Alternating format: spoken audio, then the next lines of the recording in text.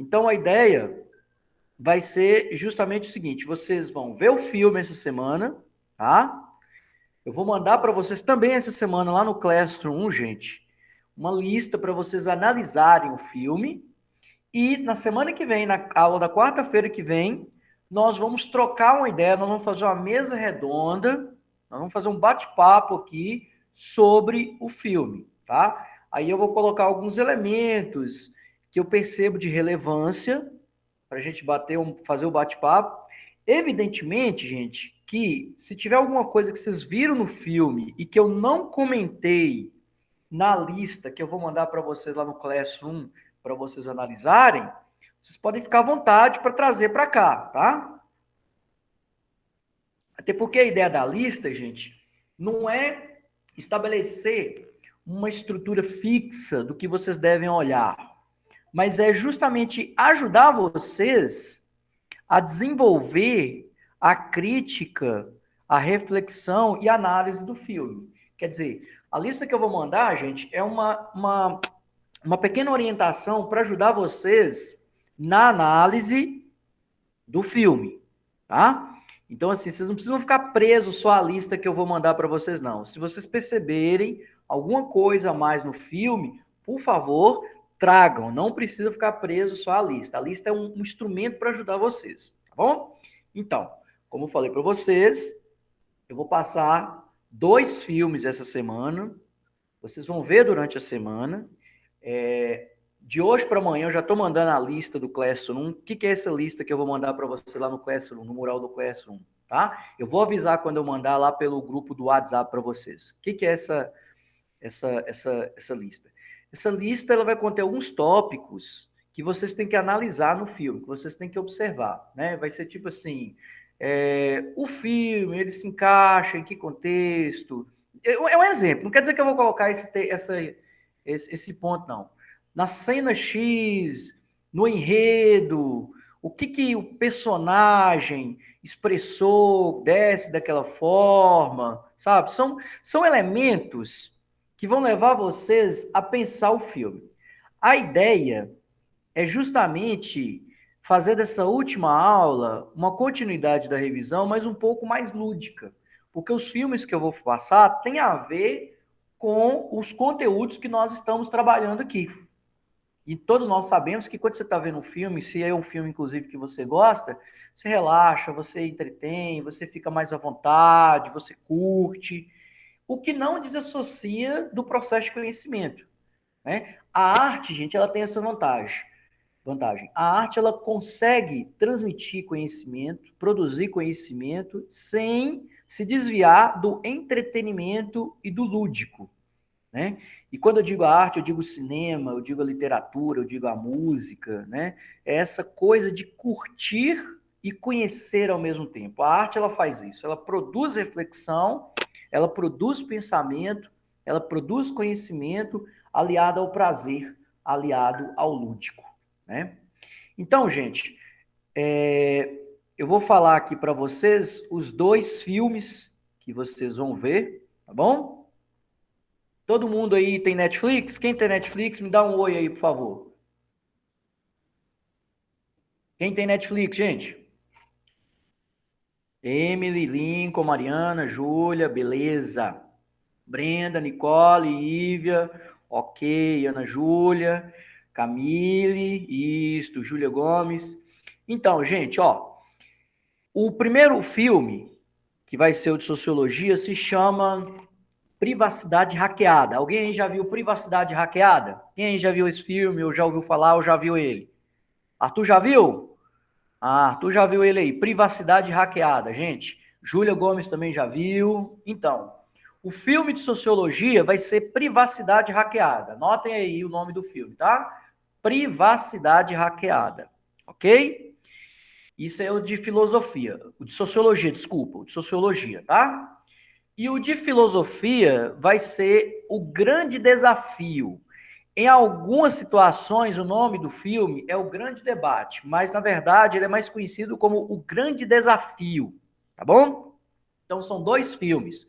O Grande Desafio em filosofia, tá? E Privacidade Hackeada em sociologia. O Privacidade Hackeada, gente, vocês acham ele no Netflix. Ele é um documentário novo, muito bacana. Acho que vocês vão gostar muito do Privacidade Hackeada, tá? Isso em sociologia. O Grande Desafio é um drama de ficção. Ele foi produzido, já deve ter uns 8 anos mais ou menos, e é um filme muito bom também. O Grande Desafio, vocês acham ele no YouTube. Ele está disponível no YouTube. Eu já fiz uma pesquisa, tá? O Grande Desafio vocês acham no YouTube. Não tem ele no Netflix, não. Então, nem adianta vocês procurarem o Grande Desafio no Netflix, que vocês não vão encontrar. Bom? Vocês vão achar ele só no YouTube. E o Privacidade Hackeada, vocês vão achar no Netflix. Inclusive, eu acho que ele é uma produção Netflix. Não tenho certeza, não me lembro. Tá bom, moçada? Todo mundo entendeu? Alguma dúvida? Privacidade Hackeada vai ser o filme de sociologia. O Grande Desafio, o filme de filosofia. Tá, gente? E aí, eu vou mandar para vocês, não muito tardar até amanhã, uma lista de alguns pontos para vocês analisarem os filmes, tá? E realizarmos o debate aqui, realizarmos a conversa aberta. Não precisa se preocupar, porque é uma coisa lúdica, é um bate-papo mesmo, como se você tivesse numa sala virtual conversando com amigos. A ideia aqui é a gente trocar ideia sobre o filme, né? A Júlia me falou aqui que ela tem intenção de fazer cinema, eu acho que ela vai curtir muito essa ideia, porque o meu objetivo aqui, como eu falei para vocês, é explorar o tema, mas de forma lúdica. E quem sabe também, não explorar um pouco a ideia de cinema, né? Eu estudei um pouquinho cinema, Júlia, fiz algumas disciplinas na época de facul, não sou bem um grande conhecedor, um grande crítico, né? Um cara que teve uma formação profunda, mas tem um conhecimento razoável. Na minha época de faculdade, eu fiz algumas disciplinas ligadas a cinema, né? Autores cinematográficos, estilos cinematográficos, esse tipo de coisa. Tá bom? Então é isso aí, gente. Ó, tá feito aí a nossa proposta da aula que vem, que vai ser uma sala de bate-papo, né? Um cinema comentado virtual. A palavra é essa, vai ser um cinema comentado virtual. Esses aí são os filmes que vocês vão ver, Privacidade Hackeada, O Grande Desafio, e aí a gente vai realizar um bate-papo sobre eles semana que vem aqui na nossa aula de filosofia e de sociologia. Vou mandar, repetindo mais uma vez, vou mandar para vocês a listinha para ajudar vocês a desenvolverem a análise, né, sobre os filmes, ok? Então vamos lá, gente, ó, dando continuidade hoje, nós vamos começar a dar uma relembrada em filosofia, tá? Eu mandei para vocês lá no grupo e mandei também a mensagem no WhatsApp, né, de um resumo que eu fiz para vocês do nosso conteúdo do bimestre. Esse resumo eu postei lá na sala virtual do Classroom, acho que vocês já devem ter visto, né? Mandei mensagem para vocês lá no WhatsApp. E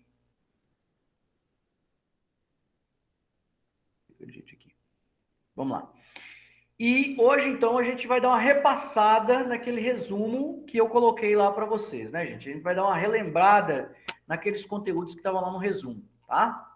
E vai ser, não vai dar para passar tudo, porque é muita coisa. É nascimento da filosofia, diferença entre filosofia e mito, filosofia cosmológica, filosofia de Heráclito, a filosofia de Parmênides, a diferença entre os sofistas e os Sócrates e Platão.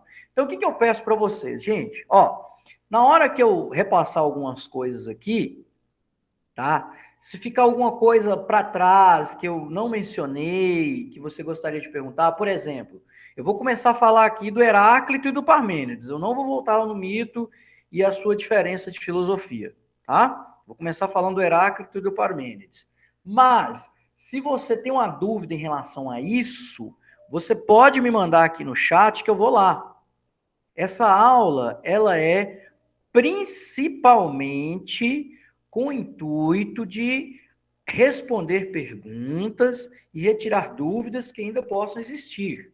Então, se quando eu estiver aqui falando, dando a revisão para vocês, alguma coisa eu não falei, ou alguma coisa eu não mencionei, manda aqui para minha pergunta no chat, que aí você está até colaborando com todo mundo, porque muita gente pode ter a mesma dúvida que você tem, né? E então, ao responder você, eu vou estar respondendo todo mundo. Tá bom, gente? Vamos lá? Primeira coisa que eu vou relembrar aqui para vocês, gente, é justamente a diferença entre o pensamento do Heráclito e o pensamento do Parmênides.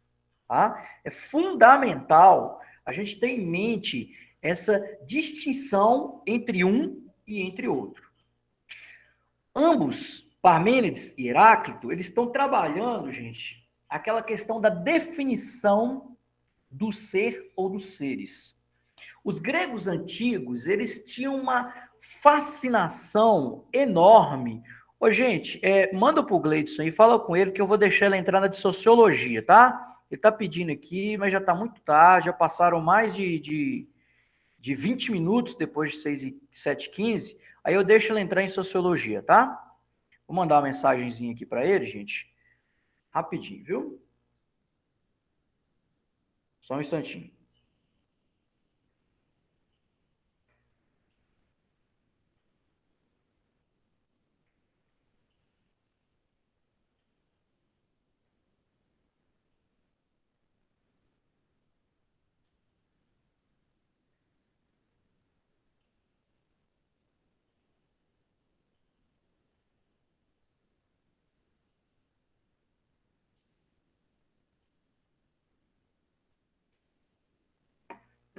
Vamos lá, voltando ao que eu estava falando aqui com vocês, tá? Então, gente, os gregos, eles tinham uma enorme fascinação pela ideia de definição e de conceito. Os gregos tinham uma preocupação muito grande com a definição de cada coisa. O que é isso, o que é aquilo, né? Quais são as características que fazem uma coisa ser o que ela é? Por que que isso aqui se chama copo? O que faz disso aqui um copo? Por que que isso aqui se chama caneta? O que faz disso aqui a caneta? É o que a gente chama o problema da essência, né? O que que seria essência traduzindo no grego?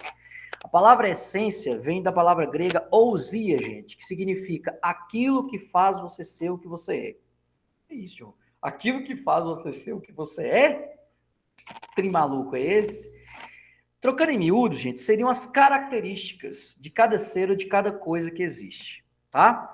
Quando eu pego, por exemplo, um copo e uma caneta, o que faz isso diferente disso são as características que diferenciam a caneta do copo. Primeiro, o copo é um objeto cuja finalidade é usar para beber líquidos. A caneta é um objeto cuja finalidade é escrever. Primeira grande característica que diferencia um do outro é a sua finalidade, né? Então, quando a gente fala de essência, a gente está falando o número de características que existem em cada coisa e que diferencia aquela coisa das outras coisas que existem no mundo. Por isso que a palavra ousia significa aquilo que faz você ser o que você é, tá? Então, o que mais perturbava o Parmênides, né, Arthur? Isso, Arthur está perguntando aqui, John, isso é ontologia? Exatamente, Arthur. A ontologia é essa ideia. Onto vem do grego ser, logia vem do grego estudo. Essa preocupação do Parmênides e do Heráclito é essencialmente a preocupação ontológica. É isso mesmo. Tá? Então, o que move o pensamento do Parmênides e do Heráclito é justamente, Arthur, a preocupação ontológica, que é aquela preocupação com a definição dos seres, o conceito dos seres. O que faz uma coisa ser o que ela é? Né? E os gregos, eles tinham fascinação com isso. Eles eram um povo muito preocupado com essa história de definição das coisas. Bacana. Então, isso aqui, Parmênides e Heráclito, é o máximo para você, né? O Arthur está colocando aqui que gosta do assunto. Isso aqui, então, é o que mais vai te interessar nesse sentido. Né? Porque a fala do Parmênides, o Arthur, e do Heráclito é essencialmente voltada para isso. A ideia do ser e do conceito do ser. Então, os dois estão trabalhando sobre isso. E aí, como vocês viram aqui, a definição que o Parmênides dá sobre o ser, ou sobre os seres, é bastante diferente e oposta da definição que o Heráclito dá sobre os seres ou sobre o ser. O que acontece, gente? O Heráclito, gente, por favor, dá um toque na Luísa aí, fala com ela que eu vou permitir a entrada dela agora na aula de Sociologia, mas agora não vai poder não. Vou falar aqui para ela, fala com ela para lá no grupo, eu vou mandar uma mensagem aqui para ela. Tá, gente?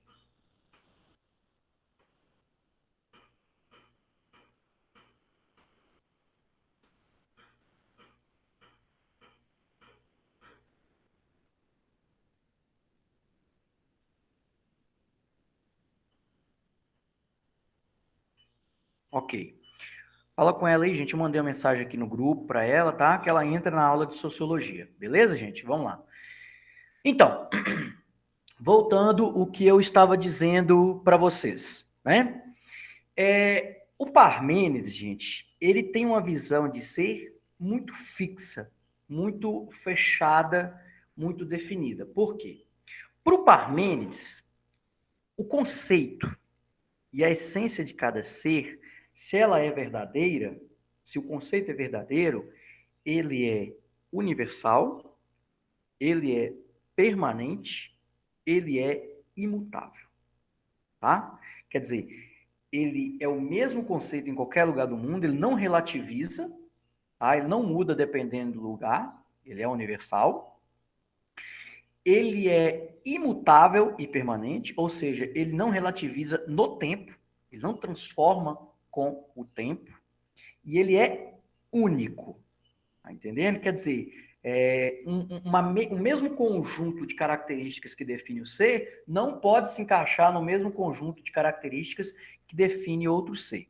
Então, a perspectiva de Parmênides é de um ser universal, é de um ser imutável e de um ser indivisível. Para Parmênides, todo o conceito, se ele é verdadeiro, toda definição, se ela é verdadeira, ela é desse jeito que eu falei para vocês: universal, permanente, indivisível. Por exemplo, se eu pego aqui agora e dou para vocês o conceito de copo, né? A definição de copo. Falo para vocês o conjunto de características de copo, a essência de copo.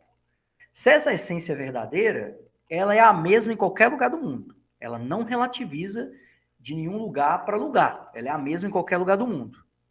Além de ser a mesma em qualquer lugar do mundo, ela é imutável. Quer dizer, a mesma definição que eu estou dando agora era a definição de 100 anos atrás e certamente será daqui a mais 100 anos.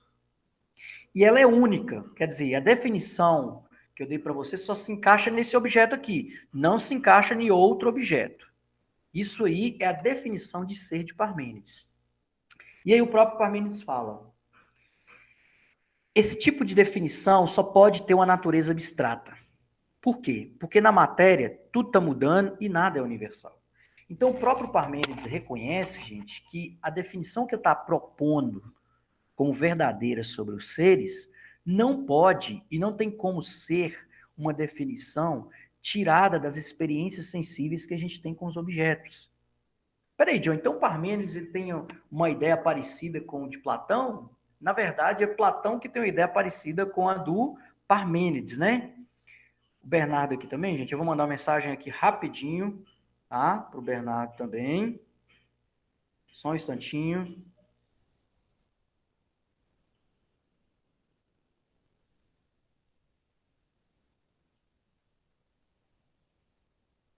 Só um instante, gente.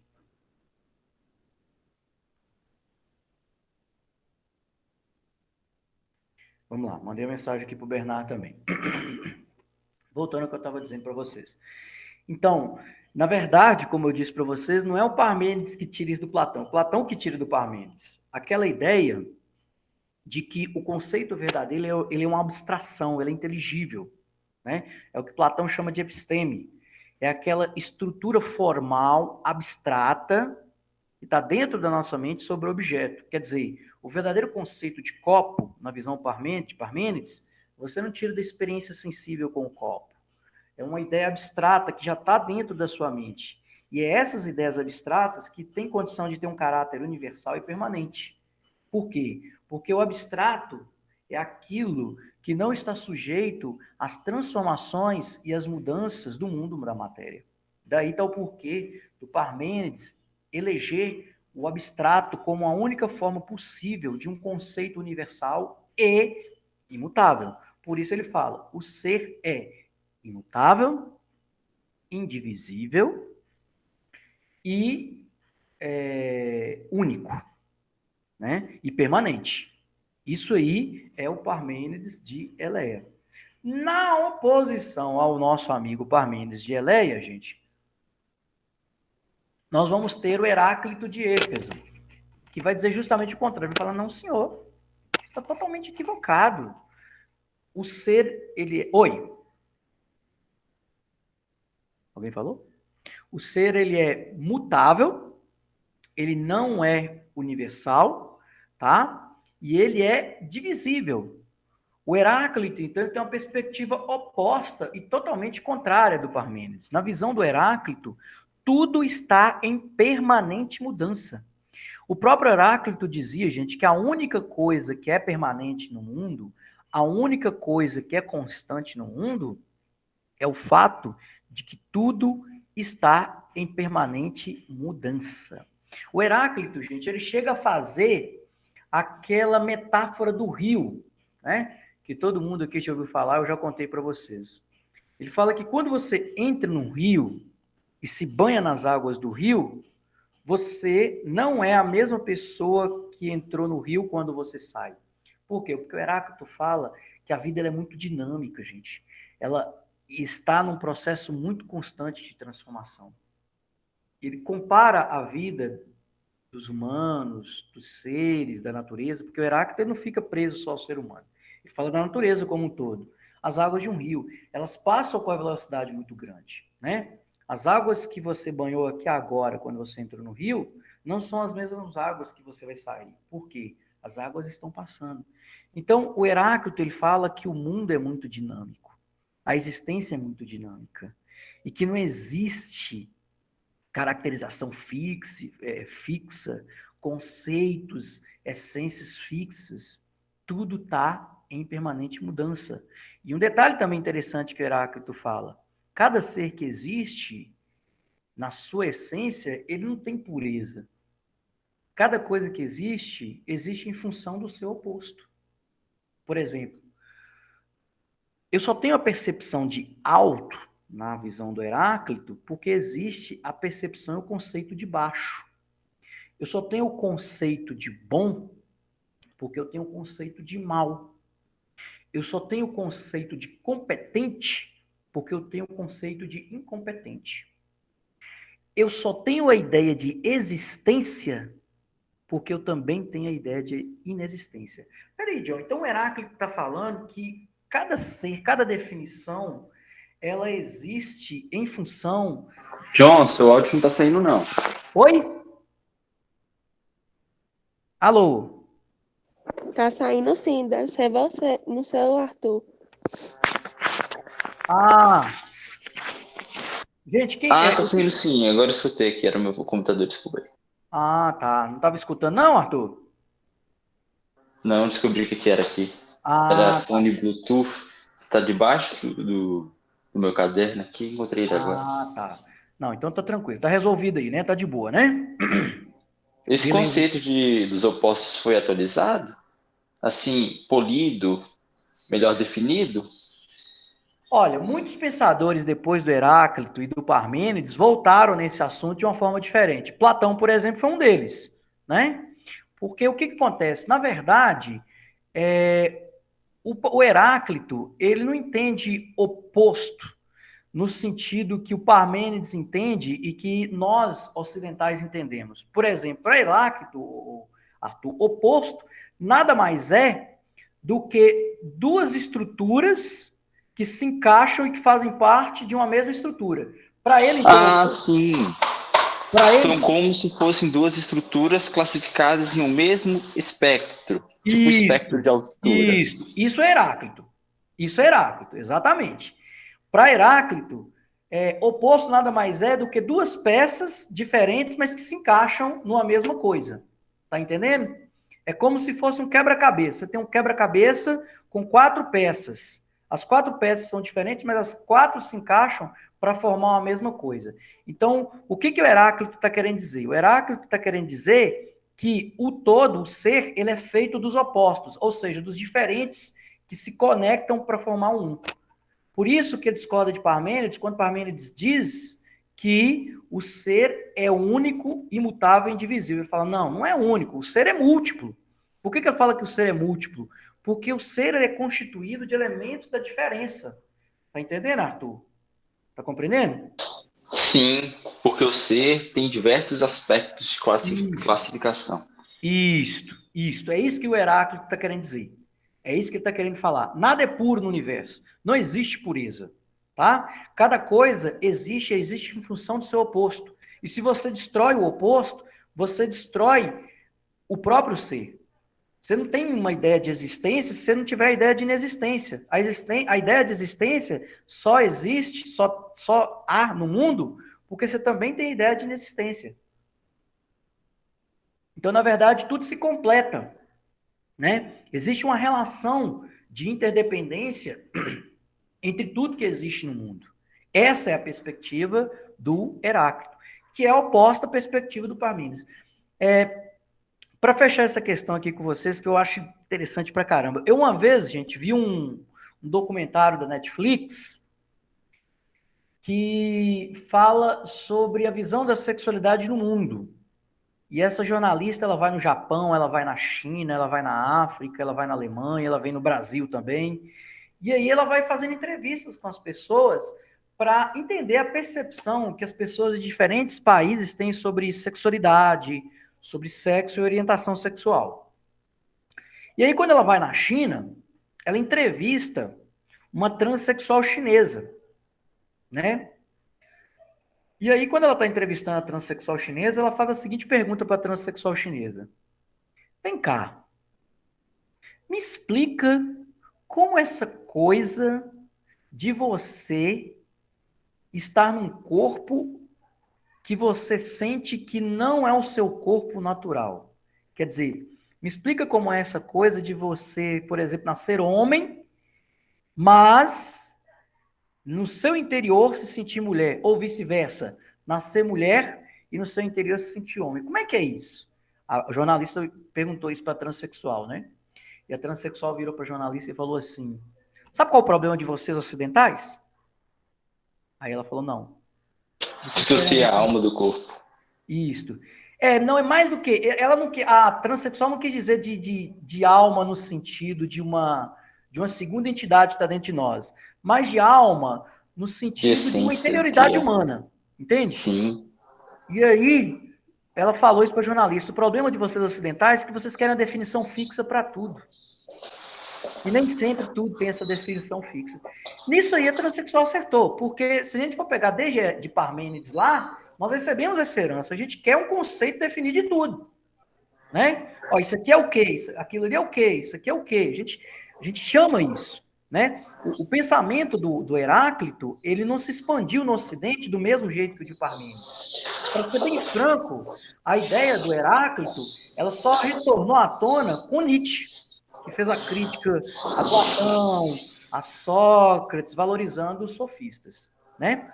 Ó, gente, vamos relembrar um pouco aqui também os Sócrates e os sofistas, né? Porque a gente já está chegando no final para a gente entrar em sociologia.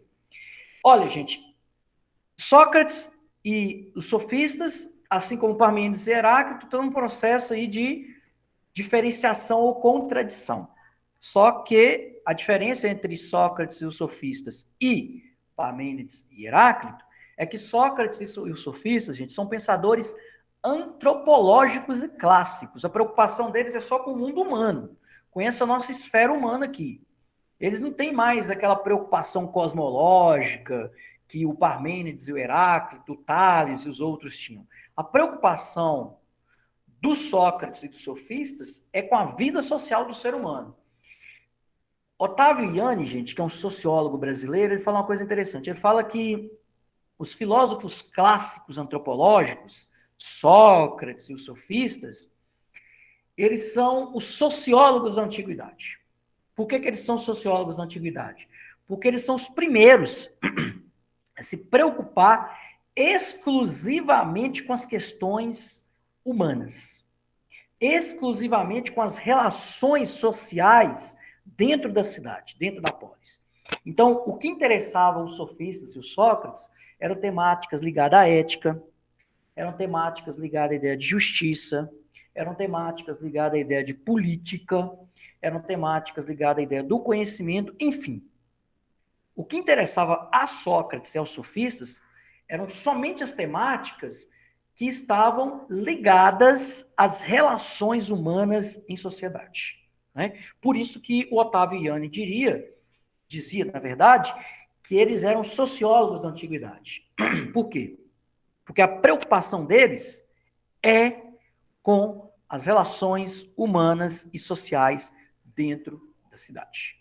Tá, gente? E a grande diferença entre os Sócrates e os sofistas, de certa forma, é parecida com a diferença entre Heráclito e Parmênides. Por quê? Os sofistas defendem, gente, que o conhecimento ele não tem uma existência própria. É aquilo que eu falei para vocês. Nada, nenhum tipo de conhecimento tem existência própria. Todo conhecimento que existe no mundo, ele não vem da natureza, ele não é natural. Ele é uma convenção criada pela mente humana. Por exemplo, o conceito de copo. Na visão dos sofistas, não passa de uma convenção, uma criação linguística humana. Em algum momento, alguém foi lá, inventou o termo copo, e dentro desse termo contém certas características. Pronto, é uma convenção. Em um certo momento, alguém inventou, por exemplo, o termo livro, e dentro desse termo, dessa palavra livro, existe uma série de características que correspondem àquele objeto. Então, a ideia dos sofistas é que as palavras são invenções e criações humanas que o ser humano cria para dar significado para o seu mundo, né? Para dar algum sentido para o seu mundo e usar isso de alguma maneira prática. Então, a linguagem, os termos, as palavras, os conceitos, para os sofistas, não passam de convenções humanas.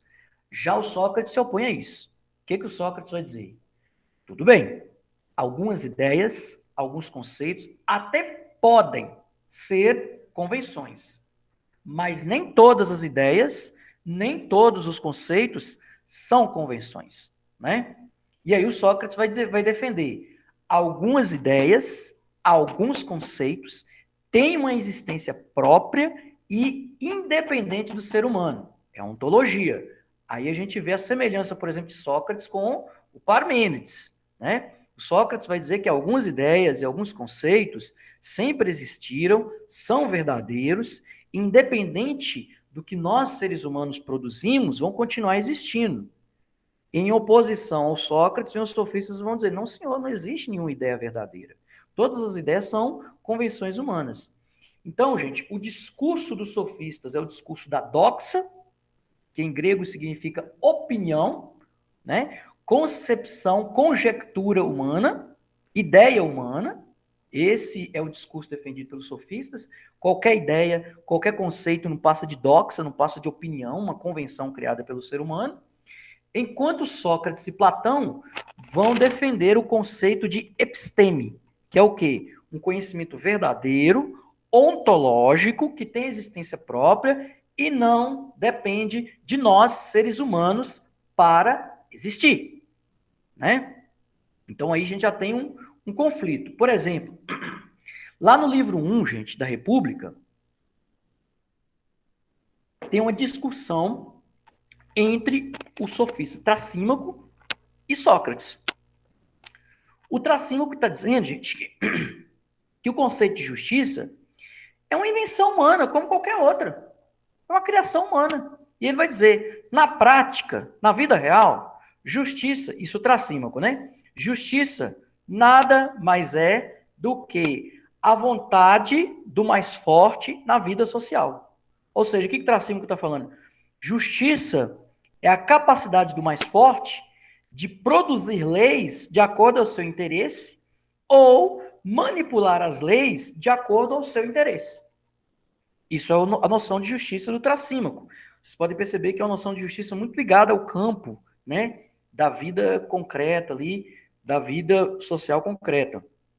Já o Sócrates, ele tem uma visão mais idealista. Em que sentido? Sócrates vai dizer, não, O conceito de justiça, ele não é simplesmente a vontade do mais forte. Até porque, se a justiça fosse a vontade do mais forte, ela contrariaria o próprio conceito de justiça.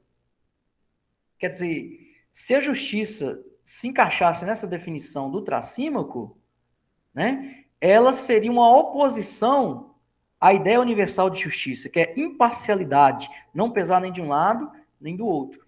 Então, a noção de justiça, que é a imparcialidade universal, gente, ela existe, segundo Sócrates, independente da visão que a gente possa criar, né? É mais ou menos, por exemplo, a ideia de bem.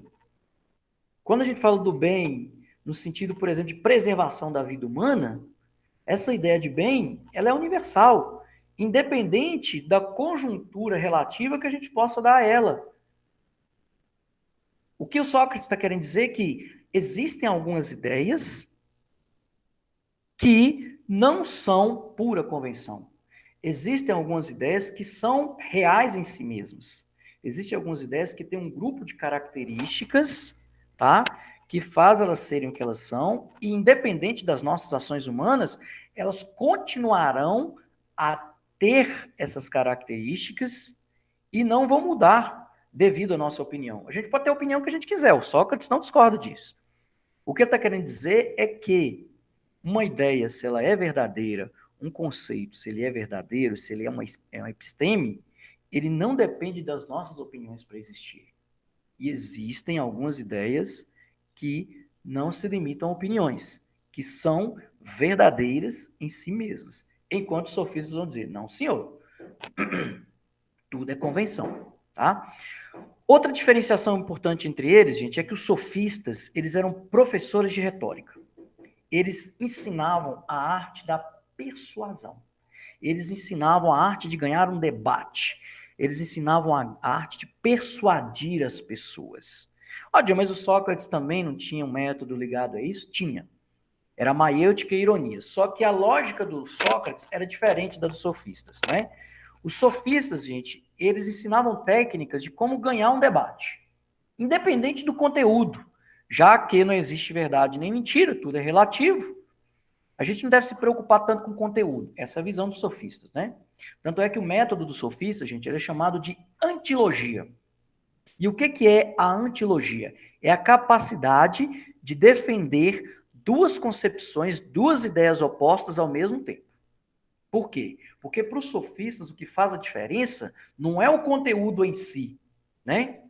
É justamente, não é o conteúdo em si, é justamente a capacidade, a técnica de falar, de discursar e de persuadir.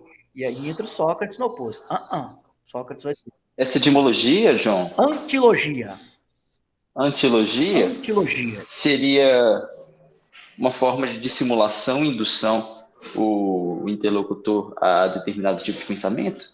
Também. Na verdade, a indução, nesse sentido que você está falando aí, ela seria um instrumento da antilogia. Por quê? Porque ela seria usada para persuadir o outro. A ideia, Arthur, é você usar todas as técnicas possíveis, todos os recursos possíveis, tá? Para persuadir, convencer seu interlocutor. Independente do conteúdo que você vai trabalhar. Vou dar um exemplo. Eu já vi vários exemplos, João. Oi? Eu já vi vários exemplos. Sim. Aqui, principalmente aqui em casa. Na sua casa? Sim. Quando meu irmão quer discutir alguma coisa, ele estabelece dois aspectos de categoria, né? Ou você é isso, ou você é tal coisa. Aí ele vai desenvolvendo os dois e sacrifica um deles para exaltar o outro. Aí, geralmente, quem está apegado ao debate, ao encanto da retórica dele, ou escolhe uma das duas categorias e não percebe que o espectro de classificação que ele está avaliando, geralmente a gente fala sobre ética, né? É muito mais vasto do que duas classificações. Muito mais vasto. Sim, a ideia é essa. E aí o que acontece? É bem isso. O sofista, independente do espectro que ele escolher, como você colocou muito bem, independente de qual das duas ideias escolher, ele trabalha para persuadir. Por exemplo, vamos pegar aí o seu irmão que você estava falando, né? Vamos dizer que vocês dois estão discutindo sobre procedimento. Geralmente é aquelas questões clássicas, tipo aborto, casamento, gay. Sim. Eu sou mais de boas com essas coisas. Meu irmão não. Meu irmão é mais truncado. Aí ele só fala, ou você tal coisa, ou você tal coisa. Tal coisa tá errado por causa de tal coisa, e tal coisa, e tal coisa. Quem fica comovido com isso, geralmente são os amigos dele e tudo mais. Ele tem uma personalidade de liderança um pouco maior do que os amigos dele. Então eles começam a acreditar nele, né? Eu não, eu já percebo que está errado.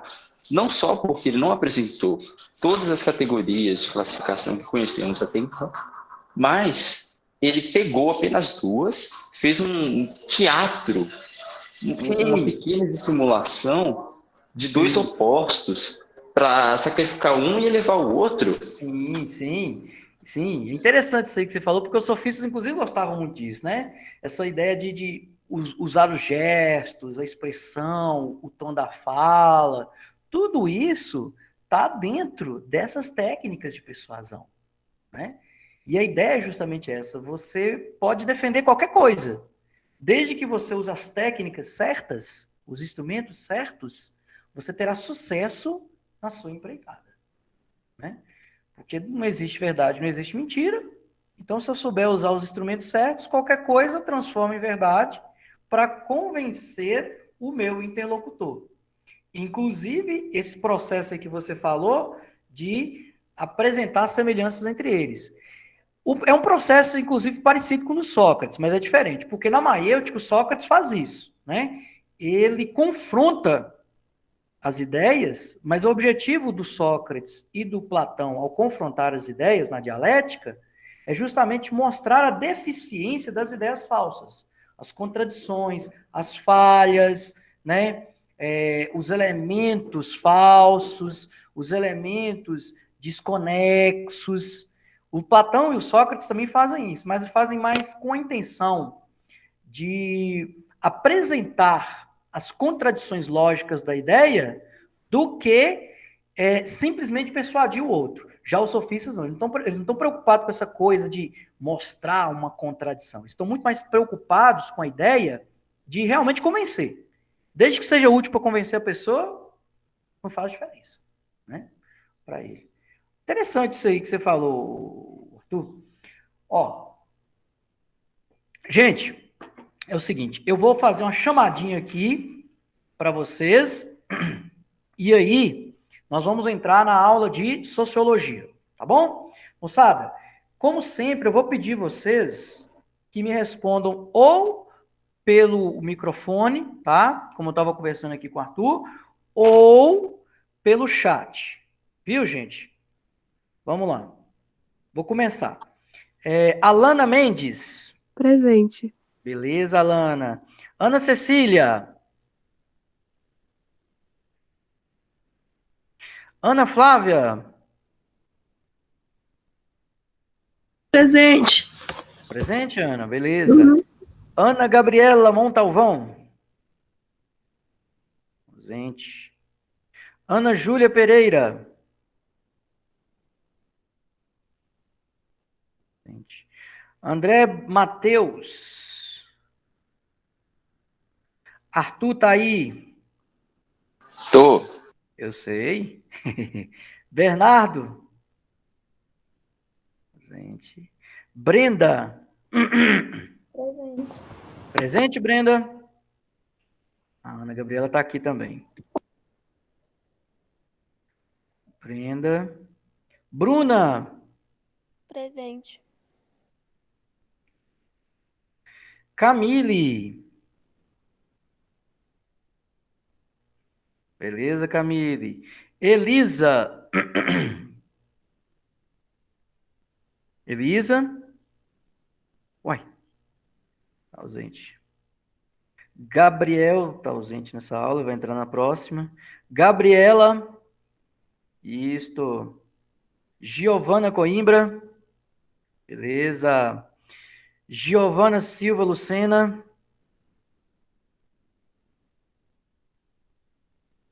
Emily. Beleza, Emily. Isabela Catarucci. Beleza, Isabela. Ívia Júlia. Presente. João Pedro. Presente. Beleza, João. Júlia Correia. Beleza, Júlia. Júlia Gontijo. John, Oi. você me pulou, Julia Gomes. Ah, é Júlia Gomes. Desculpa, Júlia. Tem nada, né? Presente, Júlia Gomes e Júlia Gontijo está aí também? Não, né? Juliana Carneiro. Presente. Lincoln. Presente. Lívia. Beleza, Lívia. Luísa Rodrigues. Não, Luísa não está nessa, não. É verdade. Maria Vitória. Mariana Pontes. Mariana? Tá aí, presente. Matheus Rodrigues. Presente. Presente. Presente, Matheus? Presente. Beleza, Matheus. Mel Gomes.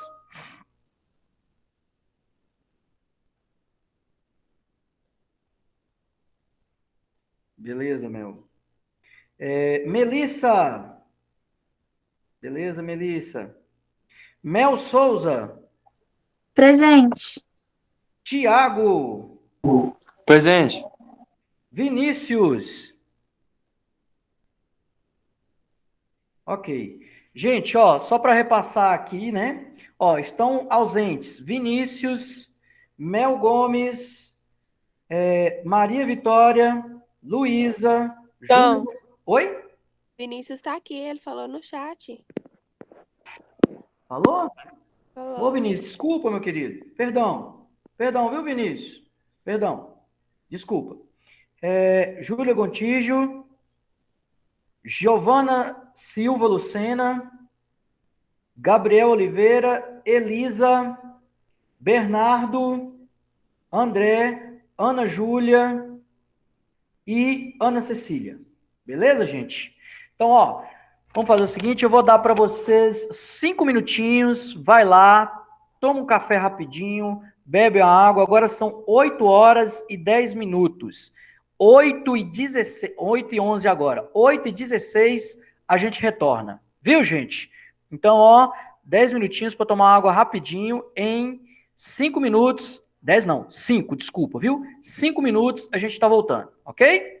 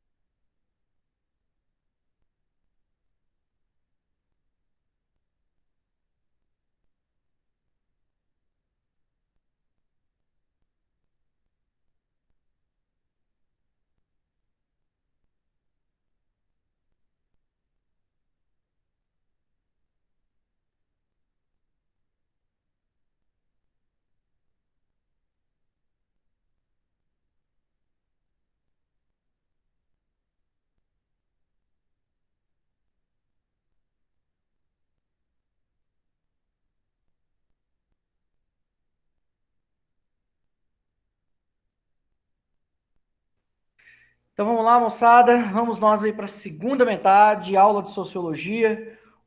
Um recadinho aqui, Ana Júlia, eu coloquei presente aqui para você, viu? Que eu saí, não tinha visto que você mandou uma mensagem aqui no chat falando que você estava aqui, tá? Mas eu já coloquei presente, viu, Ana? Pode ficar tranquila que eu já dei presença aqui para você, tá? Coloquei presença aqui no seu nome, beleza, gente? Todo mundo me escutando bem aí? Tranquilo? Eu mudei um pouco a posição da mesa, gente, para dar uma luminosidade maior. A imagem melhorou? Vocês acham que está mais iluminado? Por favor, dá um retorno para mim. Ou vocês acham que tá a mesma coisa? Tá mais O que iluminado? você disse, John? Eu acabei de chegar aqui. Ah, tá. Eu disse o seguinte, eu mudei a mesa de posição para ter iluminação melhor. Melhorou a iluminação? Tá a mesma coisa? A Melissa disse que A mesma melhorou. coisa. Oi? Eu raramente fecho a Ah, tá tela. ah, Geralmente eu escuto o áudio e fico mexendo aqui nas minhas coisas. tá. Camille Fazendo disse que anotações e tudo mais. isso. Camille disse que tá melhor. Júlia Gomes disse também que tá melhor. Que bom. Valeu, meninas. Muito obrigado aí, Melissa, Camille e Júlia, tá? Ó, então vamos lá, gente. Vamos para sociologia. Relembrando, semana que vem nossa aula é de comentário, bate-papo e conversação sobre filme e arte, né? Nós vamos fazer um cinema comentado virtual. Já passei os vídeos. Para quem está chegando aí, agora na aula de sociologia, tá? Chegou aí agora Vitória, Ana Cecília, Mel. Para vocês que estão chegando aí agora, semana que vem nós vamos fazer um cinema comentado. Nossa aula vai ser de cinema comentado. Eu passei 2 filmes aqui para vocês, que é o Privacidade Hackeada, na disciplina de Sociologia, e O Grande Desafio, na disciplina de Filosofia. Eu vou mandar esses 2 nomes de filmes para vocês lá no grupo, tá? E vou mandar lá para o Classroom, né, para a sala de Classroom de Filosofia e de Sociologia, uma lista com pontos que eu quero que vocês analisem no filme.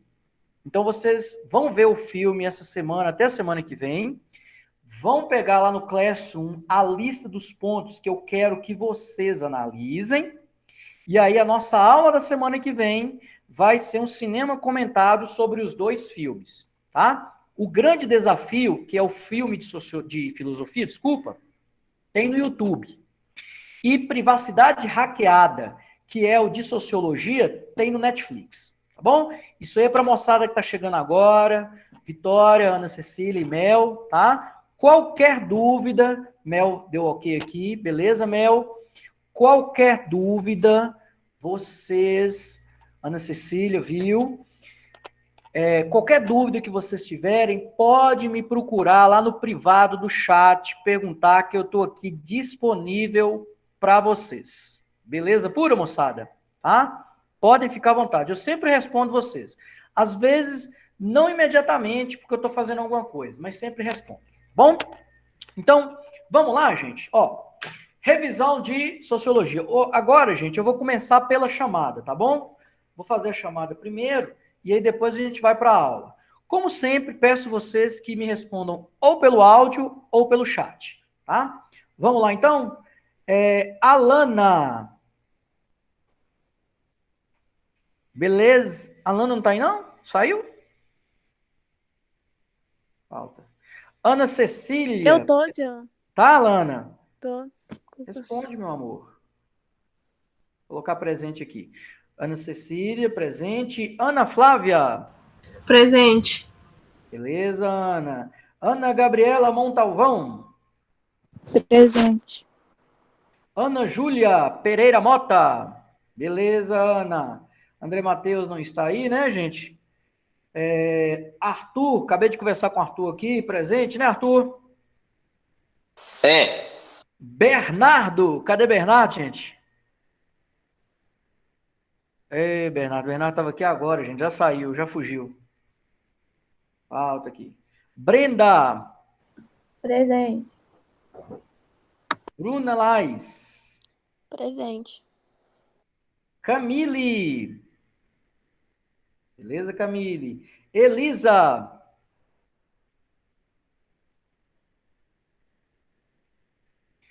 Gabriel Oliveira. Presente. E aí, Gleidson, você tá bom? Eu tô. Isso aí. Gabriela Correa. Beleza, Gabriela. Giovana Coimbra. Beleza, Giovana. Giovana Lucena. Emily. Ele saiu? Isabela Catarucci.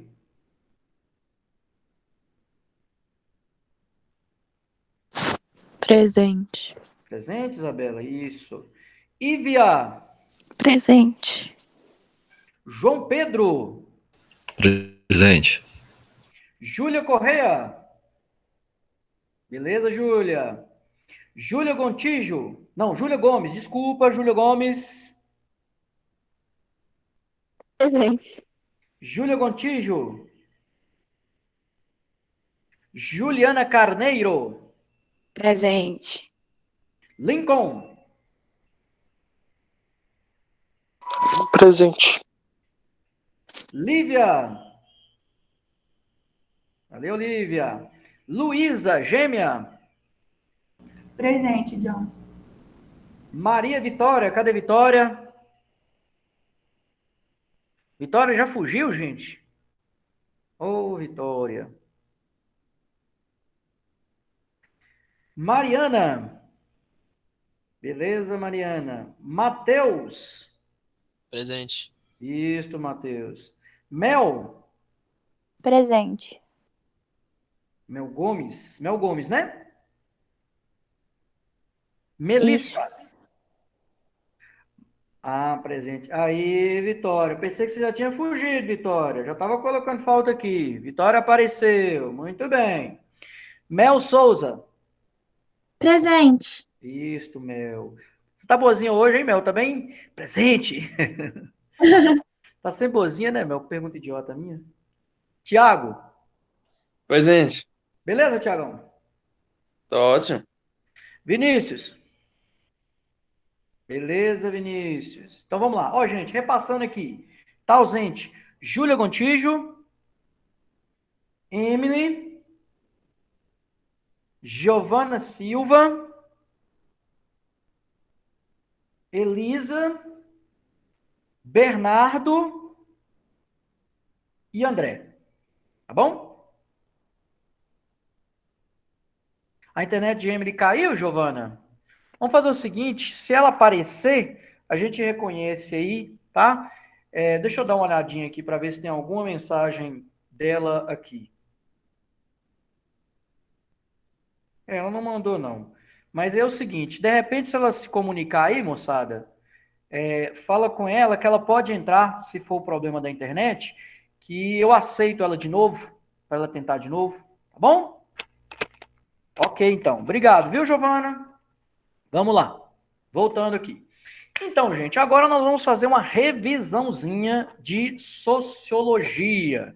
E nossa temática são meios de comunicação de massa. Inclusive, o filme que eu passei referente a essa temática para vocês, que é privacidade hackeada, eu acho que o Arthur falou que já tinha visto ele, né, Arthur? Já viu ele, Arthur?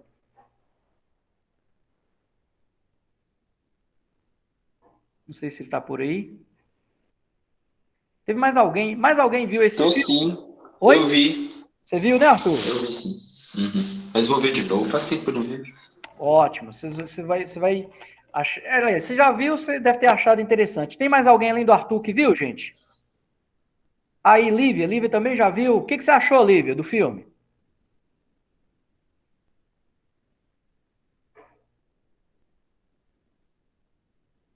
Esperando a Lívia responder aqui.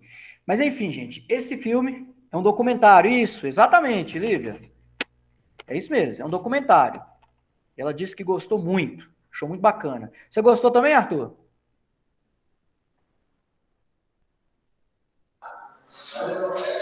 Não. Não gostou, não? Mas, como sou um novo homem agora, segundo a teoria de Na época você era outro. vou ter outra interpretação, né? Talvez eu goste dessa vez. Então veja, eu acho que você vai gostar, viu? A Lívia falou que gostei muito, mas fiquei chocada. Ela ficou chocada. E, assim, ele é um documentário jornalístico mesmo, de caráter investigativo. Ele tem cenas reais, tá? Ele pega cenas reais com os depoimentos do dono do Facebook no Senado americano sobre o evento de manipulação nas redes sociais na campanha do Donald Trump, tá? Então, assim, é um filme muito bacana, um filme muito legal, acho que vocês vão gostar, tá? E ele aborda muito tanto a perspectiva do Adorno como a perspectiva do Marshall McLuhan sobre os meios de comunicação, né? Porque, relembrando para vocês aí essa temática, o Adorno, gente, ele tem uma perspectiva oposta do Marshall McLuhan, tá? O Adorno ele tem uma visão, uma crítica bem negativa aos meios de comunicação de massa nessa moderna sociedade industrial que a gente está vivendo. Por quê? Na visão do Adorno, o projeto dos meios de comunicação em massa seria informação, seria o esclarecimento dos indivíduos, uma contribuição para que os indivíduos fossem indivíduos intelectualmente mais bem estruturados, reflexivos e autônomos, né? É aquele projeto do esclarecimento do Kant, que eu expliquei para vocês no início do ano, né? Quando eu falei para vocês de ética kantiana. Aquela ideia da maioridade intelectual, você pensar por si mesmo, você usar sua própria cognição para criar o seu próprio caminho. Só que o Adorno fala que o tiro literalmente saiu pela culatra. Por quê? Na perspectiva abordada pelo Adorno, na crítica que ele faz aos meios de comunicação de massa, gente, o Adorno fala que os meios de comunicação de massa eles são muito mais um instrumento de alienação e manipulação das pessoas, da sociedade, do que um instrumento de esclarecimento ou de produção de reflexão, né? O Adorno, inclusive, aborda que, principalmente, de acordo aos interesses do mercado capitalista, os meios de comunicação de massa, a TV, o rádio, o Adorno não conheceu a internet, gente, como o McLuhan também não conheceu a internet, tá? Quando eles falam de meio de comunicação de massa, eles falam da TV, do rádio e do jornal impresso, porque eles não conheceram a internet. Mas eu imagino que a opinião ou a visão que eles desenvolveram pela televisão e pelo rádio seria a mesma visão no caso da internet, embora eles não tenham conhecido. Com um detalhe, eu acredito que eles veriam na internet um potencial talvez maior ainda do que a própria televisão ou rádio ou cinema. Eu imagino isso, né? Embora eles não tenham conhecido a internet. Então, o que o Adorno coloca, gente? O Adorno, ele parte do princípio, ele parte da ideia de que a arte, a comunicação, a informação, ela perdeu esse caráter de esclarecer e de produzir reflexão nas pessoas e começou a ser usado como instrumento de manipulação das personalidades das pessoas, né?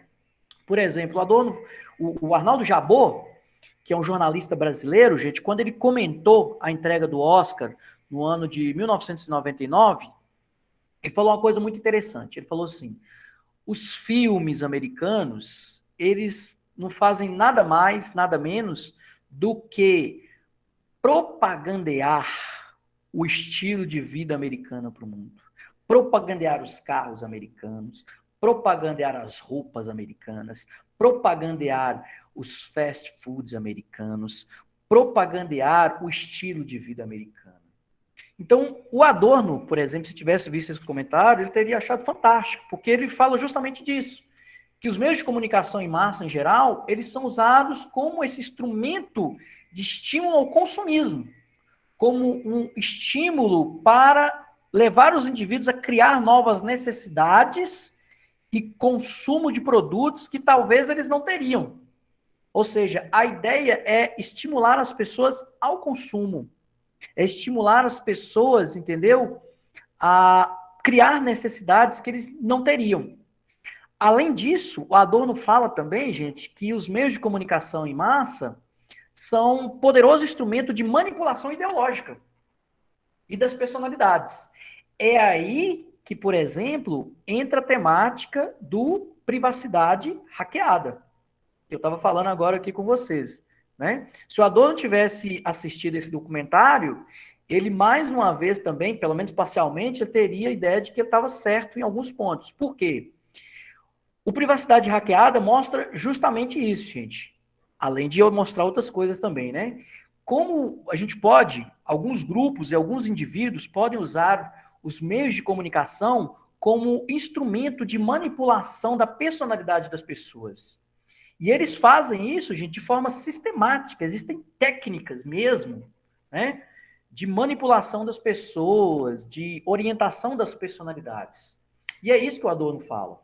Que esses meios de comunicação em massa, eles podem ser usados tanto para estimular ao consumismo no mercado, como para persuadir e manipular as personalidades das pessoas em acordo a alguma ideologia política ou social.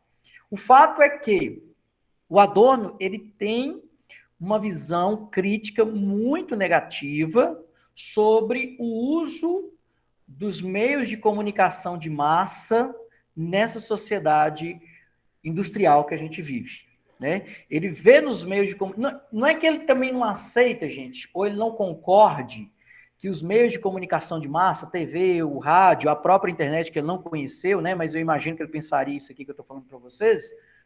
Não é que ele não vê esses instrumentos como instrumentos de informação também. Claro que ele concorda que podem ser instrumentos de informação.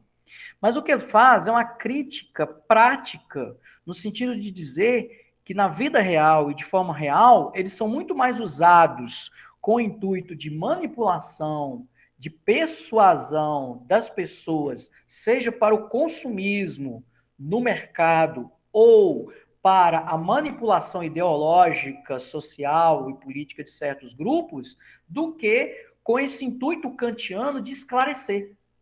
Então, a crítica dele está muito mais ligada à ocorrência real. Quer dizer, os meios de comunicação, eles estão sendo mais usados para quê? Eles estão sendo direcionados mais para quê? Para esclarecer? Para informar? Ou para manipular ideologicamente, politicamente e estimular o consumismo? Né? É isso que o Adorno coloca. O McLuhan já tem, gente, uma posição mais positiva. Por quê? Porque o McLuhan, ele enfatiza esse caráter informativo dos meios de comunicação de massa.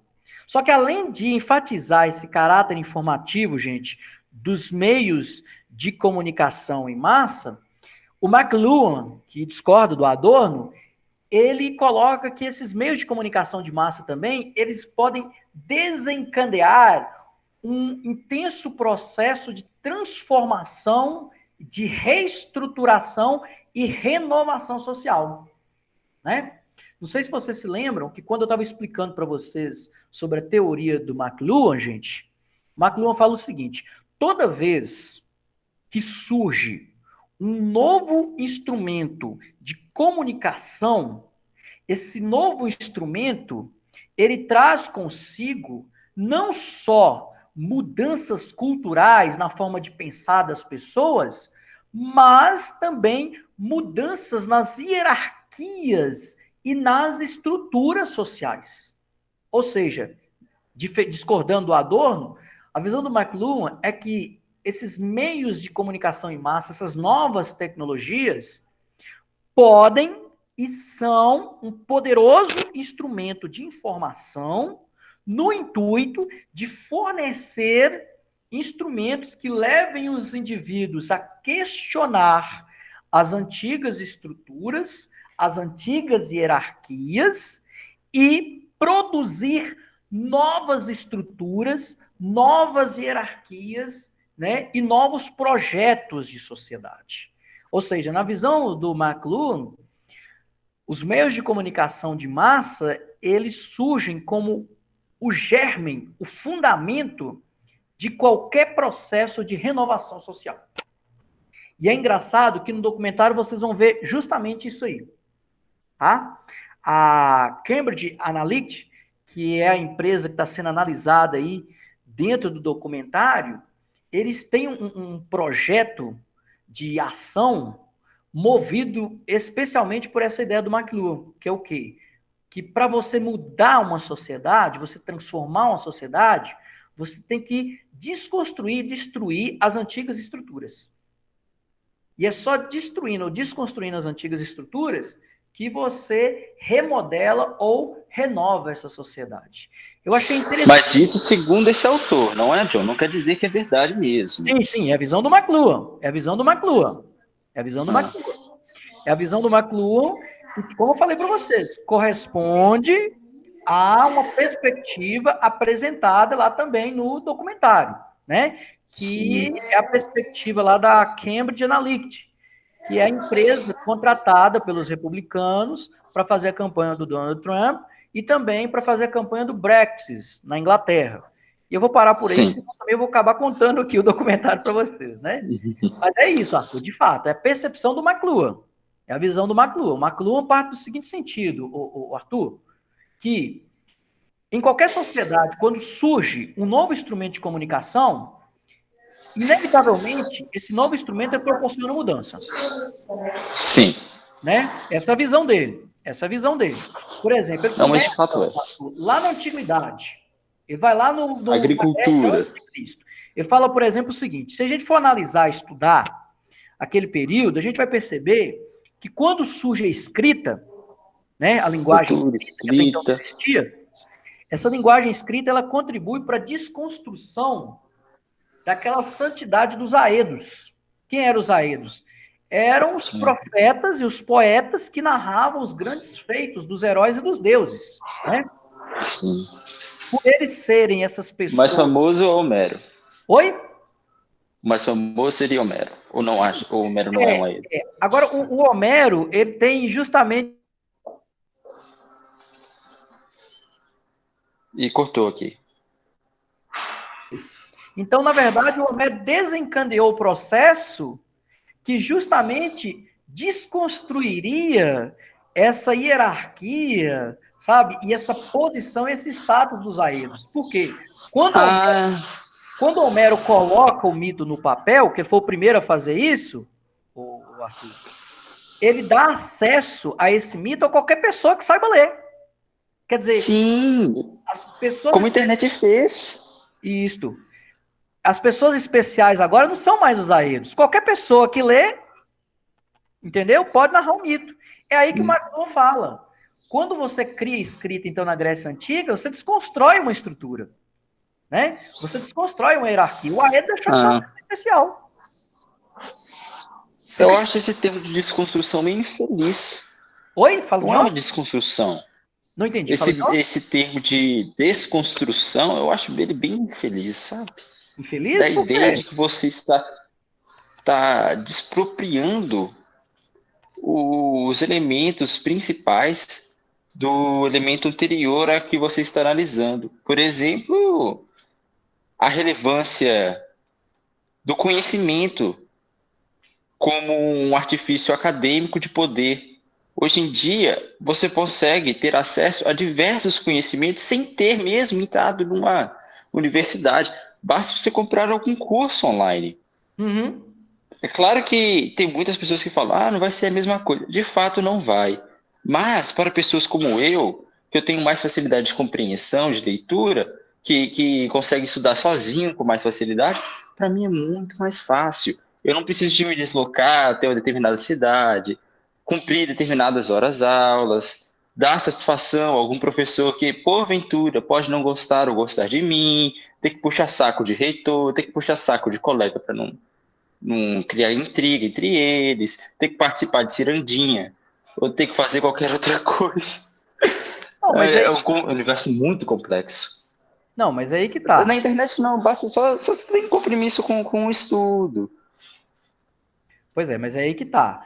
Quando a gente usa o termo desconstrução, não é a desconstrução do conhecimento, entendeu? É a desconstrução justamente disso que você falou, que é a hierarquia social que existe ao redor do conhecimento. Por exemplo, quando o McLuhan dá esse exemplo da Grécia Antiga, o McLuhan não está falando da destruição, sabe? Que é transmitida pelas histórias mitológicas. Não é isso. Está falando de um novo formato. Isso. Não, não é nem o formato. O que ele está falando que está sendo destruído, ô Arthur, é a hierarquia e os status sociais que são mantidos pela maneira, pela forma, o método no qual o conhecimento era passado. Por quê? Agora faz muito mais sentido. Ele ocupava um espaço especial justamente porque ele era o único que detinha as histórias e que tinha as histórias. Tá entendendo? Sim. Quer dizer, quando surge a escrita, o Aedo ele perde esse status. Não é que a informação e o conteúdo perderam o valor. Não é isso, muito pelo contrário. Tá? O McLuhan está dizendo muito pelo contrário. O conhecimento, mais do que nunca, ele é valioso. Então, está desconstruído é aquela estrutura social que se fundamentava, na exclusividade do Aedo de transmitir a ideia. Assim como as atuais academias e universidades estão perdendo espaço para cursos online. Sim. Entendeu? Pode ser uma forma de raciocinar também, entendeu? Sim. Sem sombra de dúvida. É isso que o McLuhan está falando. Por exemplo, um outro evento marcante da história que o McLuhan cita é quando o Gutenberg inventa a máquina de impressão. Por quê? Sim. Quando o Gutenberg inventa a máquina de impressão, o primeiro livro que ele vai imprimir em alta quantidade é a Bíblia. E o Gutenberg ele não escolheu a Bíblia por acaso. Por que o Gutenberg escolheu a Bíblia? Porque a gente estava num período ali do século XV. Sim! A Igreja Católica tinha controle sobre os escritos de Deus. Está nascendo ali a reforma protestante, questionando muito importante, por sinal. A política da igreja, com novas teses. Entre as novas teses de Lutero está o livre exercício de análise das escrituras sagradas. Agora, para você fazer o livre exercício de análise das escrituras sagradas, você tem que ter escritura. Né? E você tem que saber ler também. Oi? Também tem que saber ler. Sim. Que não era qualquer um que sabia. Sim. Não, mas só o fato de ter escritura já é um grande passo. Por quê? Porque naquela época, como você não tinha prensa, os volumes dos livros eles eram todos copiados. Peraí, John. Montes copistas, totalmente elitizado. Isso. Não, mais do que elitizado, era muito restrito mesmo. Porque, por exemplo, um volume da Bíblia, para você ter um volume da Bíblia, você tinha que ter um copista que ia copiar a Bíblia toda para você. Quer dizer, para você fazer um volume, levava às vezes meses ou anos, porque era tudo feito à mão. Quando o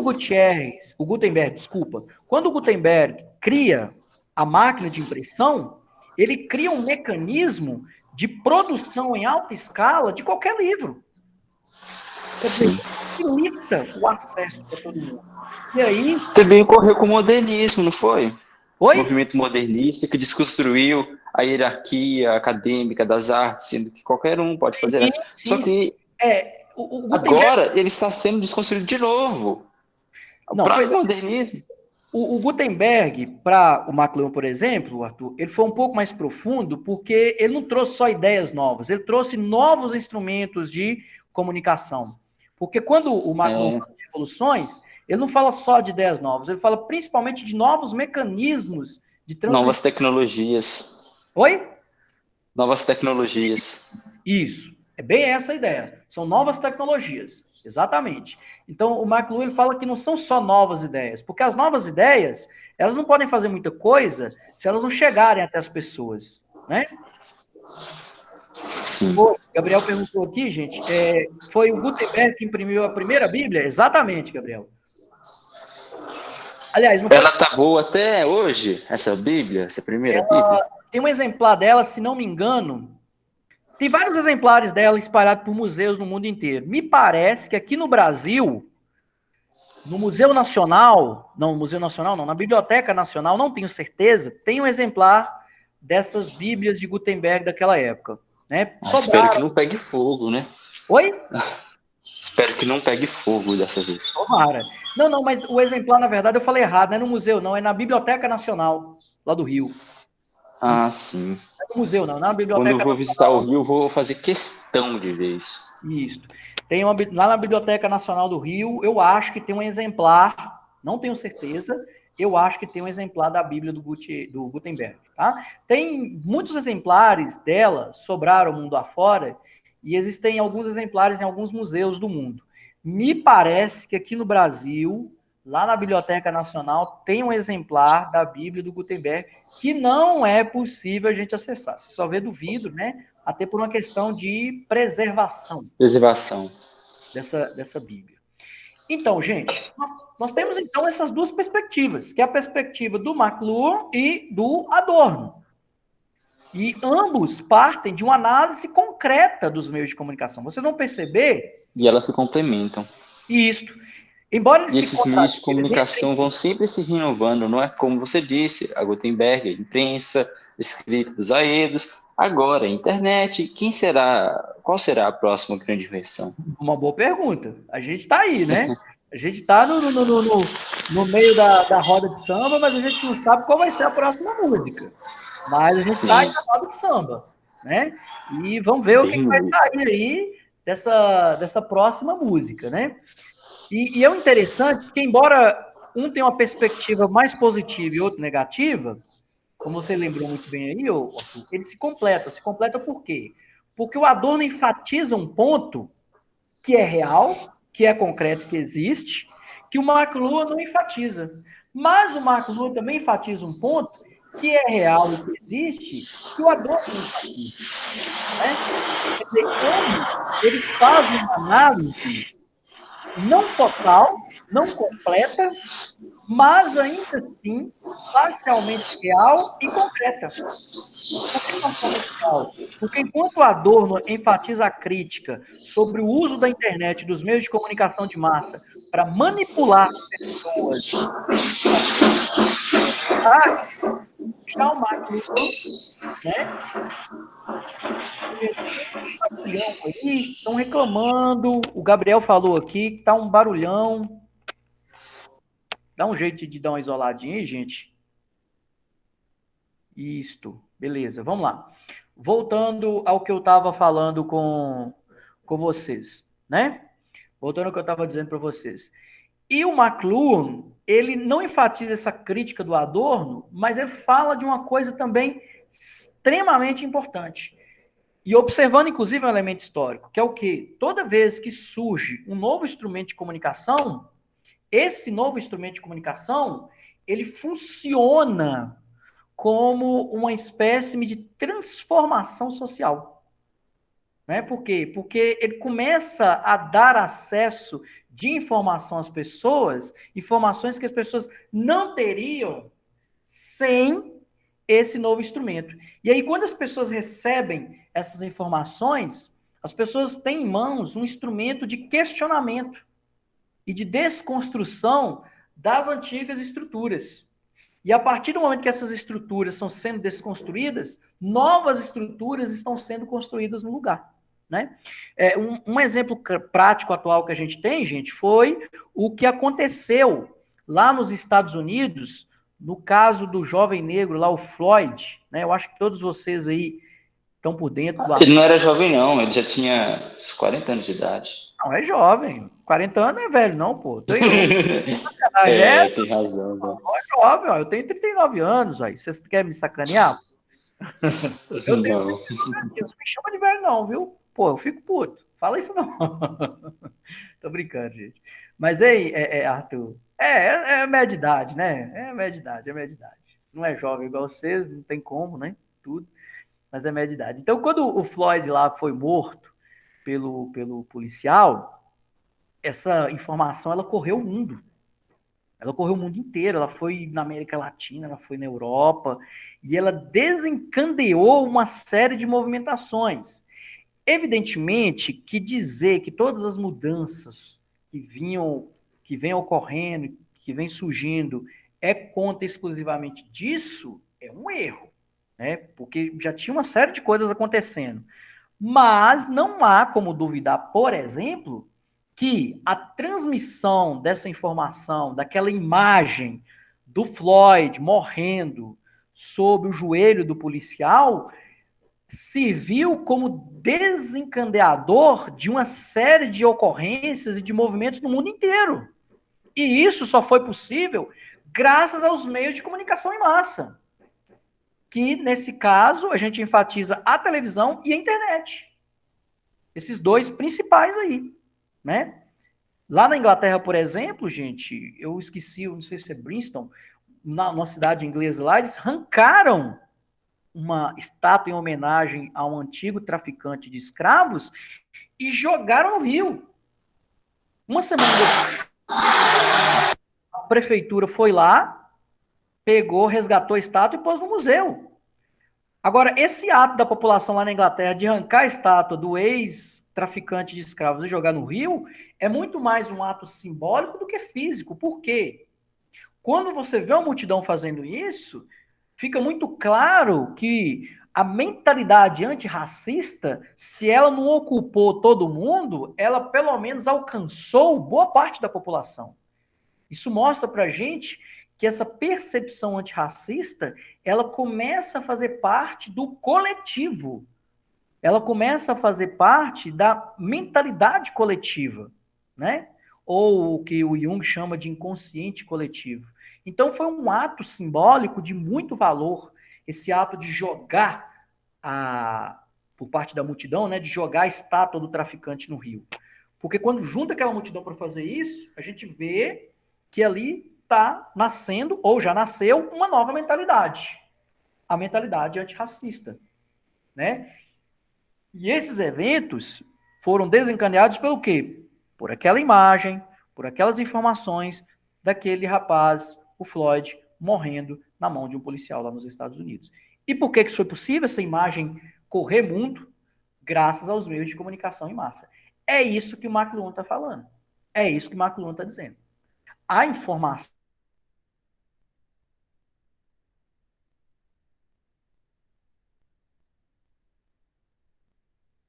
por isso que ele usa o conceito de aldeia global, né?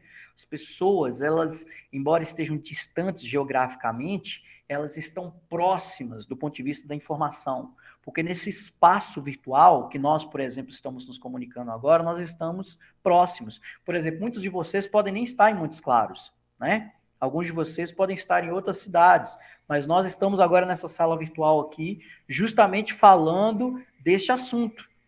Quer dizer, a internet, que é o cyberespaço, para usar agora outro conceito do Pierre Levy, que é um cara também que eu já falei para vocês, esse cyberespaço, que é a internet, nos dá condições de falar, de proferir opiniões, de trocar ideias que nós não teríamos por conta da distância geográfica que existe entre nós, né? E o Pierre Levy fala uma coisa interessante, ele fala que o cyberespaço, além dele diminuir as distâncias entre nós, ele cria um novo espaço de emitir ideias. Por que ele cria um novo espaço de emitir ideias? Por conta disso aí que o Arthur falou.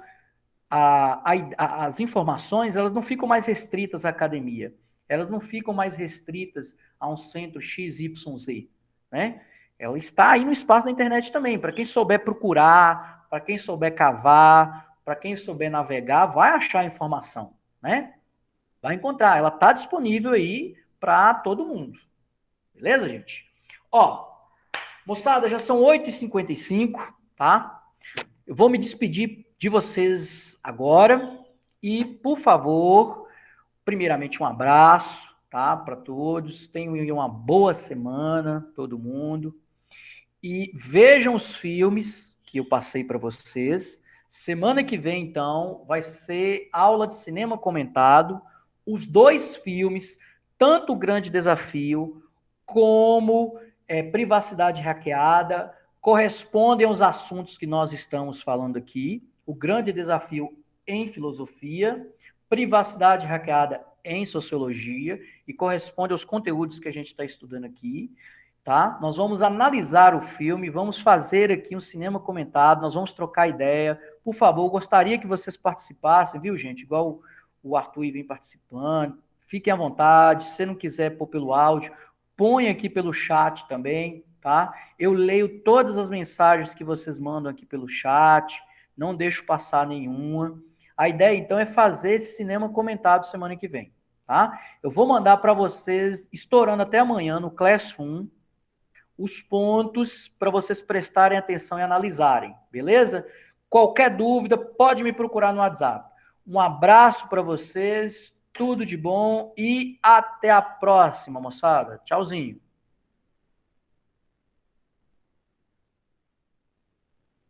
Tchau. Falou, Arthur. Tchau, moçada. Valeu, um abraço para todos.